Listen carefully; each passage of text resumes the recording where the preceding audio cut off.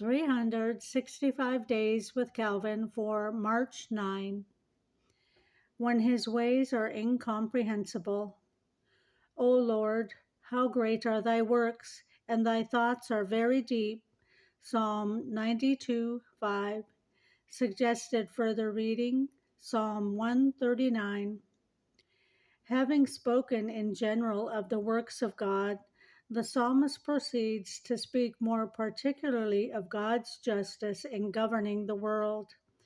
Though God may postpone the punishment of the wicked, in due time he shows that he does not overlook or fail to perceive their sins. Furthermore, though God exercises his own children with the cross, he proves in the end that he is not indifferent to their welfare. The psalmist makes this particular point because much darkness is thrown upon the scheme of divine providence because of the inequality and disorder that prevail in human affairs. We see the wicked triumphing and applauding their own good fortune as if there were no judge above. They also take advantage of divine forbearance for additional excesses because they are under the impression that they have escaped God's hand. The temptation is aggravated by the stupidity and blindness of heart that lead them to imagine that God exerts no control over the world and sits idle in heaven.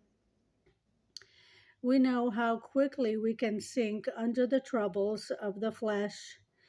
The psalmist, therefore, intentionally selects this occasion to show the watchful care exerted by God over the human family.